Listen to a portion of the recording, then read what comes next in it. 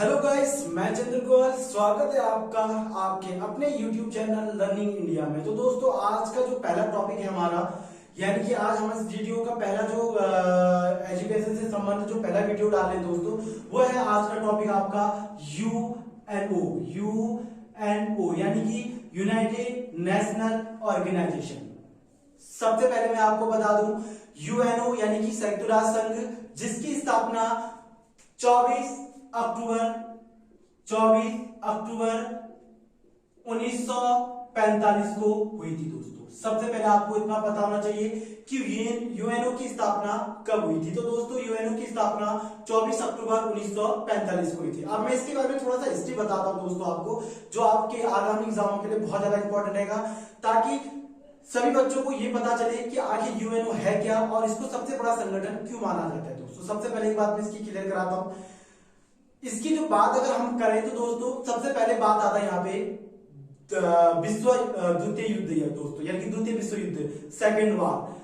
जब सेकेंड वार हुआ था दोस्तों 1939 से 1945 के बीच में, तो यहाँ पे एक बहुत बड़ा एक आश्चर्यचकित ये रहा कि इसमें जो सबसे शक्तिशाली जो देश था जापान को बहुत ज्यादा क्या पहुंची, इसमें क्षति पहुंची।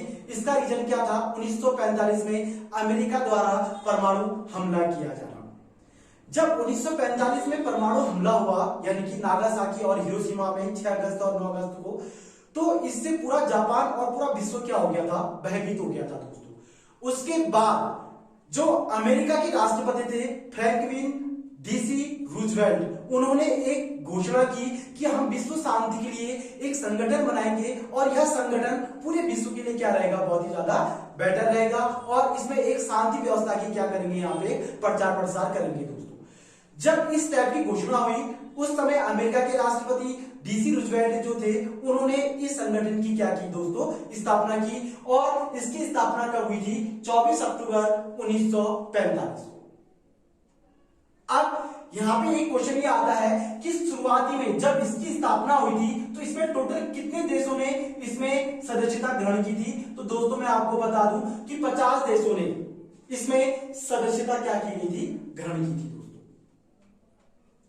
अब बात करते हैं यहाँ पे 51वें देश की। तो दोस्तों, मैं आपको बता दूं कि जो 51वां जो देश था वो था पोलैंड। ये आपको पता होना चाहिए कि एग्जाम में ये पूछा भी जाता है कि 51वां देश कौन सा था संयुक्त राष्ट्र संघ का, जो संयुक्त राष्ट्र संघ का सदस्य बना था। तो दोस्तों, 1945 में जब 50 देश में अपना भारत भी था दोस्तों, और 51वां जो देश था वो कौन था? आपका पोलैंड। अगर मैं अभी वर्तमान की बात करूं, वर्तमान में टोटल संयुक्त राष्ट्र संघ में 193 देश है दोस्तों। ये आपको पता होना चाहिए।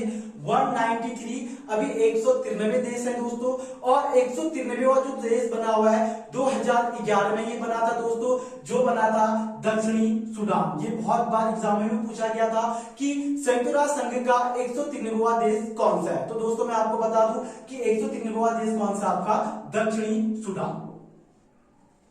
ये एक कॉन्सेप्ट था संयुक्त राष्ट्र संघ का कि द्वितीय विश्व युद्ध में, जब द्वितीय विश्व युद्ध की समाप्ति हुई, उसके बाद अमेरिका के राष्ट्रपति डीसी रूजवेल्ट ने संयुक्त राष्ट्र संघ की स्थापना की थी। और अभी मैं अगर बात करूं प्रेजेंट में, तो अभी जितने भी हमारे संगठन है, जैसे आपको पता होगा WTO, WHO या विश्व बैंक या ETC, आप किसी भी संगठन की बात करो, वो सारे संगठन हमारे संयुक्त राष्ट्र संघ से क्या है दोस्तों? जुड़े हुए। पहले तो आपको इतना पता होना चाहिए। उसके बाद बात करें हम संयुक्त राष्ट्र संघ में, तो संयुक्त राष्ट्र संघ में टोटल अभी 6 सदस्य, मतलब 6 भाग है दोस्तों इसके। ये 6 भाग बहुत बार पूछे भी जाते हैं कि ये 6 भाग कौन कौन से हैं जो संयुक्त राष्ट्र संघ से जुड़े हुए हैं। तो दोस्तों, सबसे पहले एक बात ध्यान दीजिएगा आप, संयुक्त राष्ट्र संघ में टोटल 6 भाग है। एक है महासभा, एक है सुरक्षा परिषद, एक है आर्थिक एवं सामाजिक परिषद, और उसके बाद है प्रन्यास परिषद, उसके बाद अंतरराष्ट्रीय न्यायालय, और उसके बाद है दोस्तों सचिवालय।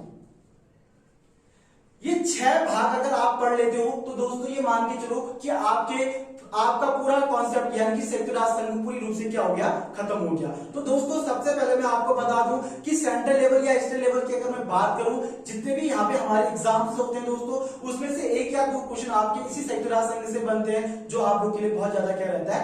हेल्पफुल रहता है दोस्तों। अब मैंने आपको बताया कि महासभा, महासभा है क्या? अगर मैं यहाँ पे कोड के अकॉर्डिंग अगर इसको याद कराऊं दोस्तों, तो ये आपके लिए बहुत ज्यादा बेटर रहेगा, जो आपके एग्जाम के लिए भी बहुत ज्यादा हेल्पफुल रहेगा दोस्तों। महासभा, महासभा को सामान्य रूप से कहा जाता है संसद। यानी कि हमारे जो 193 जो देश है, 193 जो सदस्य है, इनकी जो बैठक होती है वह कहां होती है? महासभा में। यह सितंबर से लेकर अक्टूबर या दिसंबर के लास्ट माह, मान के चलेगा आप लोग, दिसंबर के लास्ट माह तक इसकी बैठक होती है दोस्तों, साल में 2 बार। और जब साल में 2 बार ये बैठक होती है तो ये बैठक कहां होती है? आपके महासभा में, जिसमें 193 सदस्य इसमें क्या करते हैं दोस्तों? भाग लेते हैं। अब 193 सदस्य जब भाग लेते हैं तो इनकी जो बैठक संसद में होती है, तो इसलिए इसको विश्व का संसद भी कहा जाता है दोस्तों। ये आपको पता होना चाहिए, विश्व का लघु संसद किसे कहा जाता है? तो विश्व का जो लघु संसद है यह हमारे महासभा यानी कि संयुक्त राष्ट्र संघ के महासभा को कहा जाता है। उसके बाद बात करें यहाँ पे सुरक्षा परिषद की। 6 भागों में सबसे इंपॉर्टेंट जो भाग है आपका, वो है आपका सुरक्षा परिषद। और ये सुरक्षा परिषद से बहुत सारे क्वेश्चन भी पूछे जाते हैं और ये बहुत ज्यादा आपके लिए हेल्पफुल भी है दोस्तों। इसके लिए एक ट्रिक बना रखी मैंने दोस्तों, पहले मैं आपको इसके बारे में बता दूं कि जो सुरक्षा परिषद है इसमें टोटल अभी 15 सदस्य हैं। ये आपको पता होना चाहिए कि सुरक्षा परिषद में 15 सदस्य हैं, इसमें से 10 सदस्य अस्थायी हैं दोस्तों, ये आपको पता होना चाहिए, अस्थायी सदस्य और 5 स्थायी सदस्य हैं। स्थायी सदस्य का मतलब है परमानेंटली सदस्य, यानी कि ये कभी इनको हटाया नहीं जा सकता है। और जो हमारे 10 अस्थायी सदस्य हैं, इनका कार्यकाल हमेशा 2 वर्ष का होता है और 2 वर्ष के बाद इनको क्या कर दिया जाता है? चेंज कर दिया जाता है। तो ये आपको पता होना चाहिए कि संयुक्त राष्ट्र संघ में सुरक्षा परिषद में अस्थायी सदस्यों का कार्यकाल कितने वर्ष का होता है? तो अस्थायी सदस्यों का कार्यकाल आपके 2 वर्ष का होता है और स्थायी सदस्य हमेशा परमानेंटली रहते हैं दोस्तों। अब बात आती है जो स्थायी सदस्य है वो कौन कौन से हैं? ये भी एक क्वेश्चन है दोस्तों और ये बहुत ज्यादा इंपॉर्टेंट है कि स्थायी जो 5 स्थायी सदस्य हैं ये कौन कौन से हैं। तो दोस्तों मैं आपको बता दूं कि जो 5 हमारे स्थायी सदस्य हैं वह है, एक ट्रिक मैंने यहाँ पे क्लियर कर, वैसे अगर मैं नॉर्मल रूप से लूं तो पहला है रूस के बाद है अमेरिका के बाद है ब्रिटेन के बाद है चीन और उसके बाद है आपका रूस हो गया, अमेरिका, ब्रिटेन, चीन, फ्रांस। यानी कि 5 सदस्य है हमारे स्थायी सदस्य, पहला रूस, अमेरिका, ब्रिटेन, चीन और फ्रांस। इसका मैंने ट्रिक क्लियर कराया था दोस्तों, ये मैं आपको बता दूं यहाँ पे, वीरू की अफाची। ये इस ट्रिक से आप 5 सदस्य को पूरी रूप से याद कर सकते हो। वी से आ गया ब्रिटेन, रूसी आ गया रूस की साइलेंट हो जाएगा दोस्तों, और से आ गया अमेरिका, फॉर से आ गया फ्रांस और ची से आ गया आपका चीन। यानी कि टोटल स्थायी जो सदस्य हमारे वो 5 है और 5 सदस्य हमारे संयुक्त राष्ट्र संघ के सबसे बड़े, इनको सुरक्षा परिषद का सबसे बड़ा सदस्य भी कहा जाता है दोस्तों। तो ये एक कंडीशन है दोस्तों और ये आप लोग से पूछा भी जाता है बहुत बार, और जो हमारे एग्जाम के लिए इंपॉर्टेंट है वही चीज मैं आपको यहाँ पे क्लियर करते हुए लेके चल रहा हूँ दोस्तों। उसके बाद मैं बात करूं आर्थिक एवं सामाजिक परिषद। तो दोस्तों यहाँ पे आपको सिर्फ इतना ध्यान देना है, जहां पे आर्थिक अगर बात आती है तो दोस्तों वहां पे इकोनॉमिक का नाम आता है कि इकोनॉमिक कंडीशन क्या है। यानी किसी भी देश में अगर आर्थिक स्थिति अगर डगमगा जाती है या किसी देश को आर्थिक स्थिति से गुजरना पड़ता है तो दोस्तों वह संयुक्त राष्ट्र संघ से क्या करता है? हेल्प लेता है। तो इसलिए इसके लिए एक भाग बनाया गया है जिसका नाम है आर्थिक एवं सामाजिक परिषद। उसके बाद दोस्तों परिन्यास परिषद। परिन्यास का बहुत ज्यादा इंपॉर्टेंट है दोस्तों, ये काफी बच्चों को समझ में नहीं आता है कि परिन्यास परिषद क्या है। तो दोस्तों इसको परिन्यास परिषद को न्याय परिषद भी कहा जाता है। अब इसका रीजन क्या है देखिएगा पहले, जैसे कई देश ऐसे होते हैं जो अपने आप में सक्षम नहीं होते दोस्तों, यानी कि अपनी वो पूर्ति नहीं कर पाते और वो आर्थिक स्थिति और सेना मतलब अपनी आर्थिक कंडीशन से इतनी ज्यादा कमजोर होती है कि वह दूसरे देशों से क्या करती है? हेल्प लेती है। तो दोस्तों परिन्यास परिषद का काम होता है जो देश कमजोर है आर्थिक या किसी भी कंडीशन से, तो उनकी हेल्प करने के लिए पड़ोसी देशों का क्या किया जाता है? इसमें सहायता मांगा जाता है। यानी कि उसके जो पड़ोसी देश होंगे वो उसकी क्या करेंगे, हेल्प करेंगे दोस्तों। तो इसलिए इसको परन्यास परिषद के नाम से जाना जाता है, या इसको आप न्याय परिषद भी कह सकते हो दोस्तों। उसके बाद आती है बात अंतरराष्ट्रीय न्यायालय की। देखिएगा दोस्तों 1946 में अंतरराष्ट्रीय न्यायालय की स्थापना की गई थी। और अंतरराष्ट्रीय न्यायालय का मतलब है कि देश में कभी भी कोई दिक्कत आ जाती है, जैसे कभी दो देशों के बीच में कोई दरार आ जाना,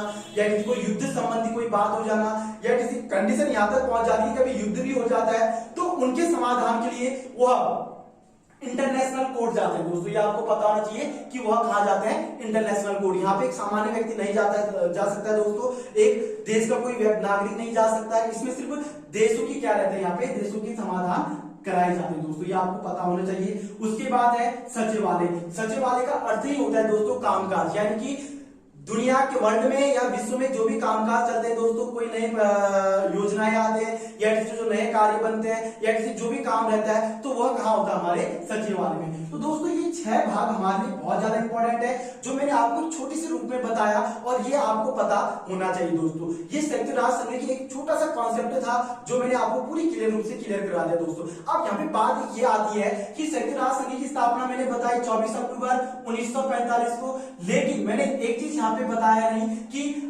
संयुक्त राष्ट्र संघ की आधारिक भाषा क्या है। तो दोस्तों मैं आपको बता दूं कि यहाँ की जो अभी आधारिक भाषा है, यानी कि जो सरकारी कामकाज में जो भाषा यूज की जाती है, वो है दोस्तों अंग्रेजी और फ्रांस। ये आपको पता होनी चाहिए, अंग्रेजी और फ्रांस यहाँ की आधारिक भाषा है दोस्तों, ये आपको पता होना चाहिए। और 2 भाषा को यहाँ पे यूज किया जाता है, और 1945 में इसकी क्या हुई थी, स्थापना हुई थी दोस्तों। तो मैंने यहाँ पे आपको 6 पूरे भाग इसके क्लियर कराए।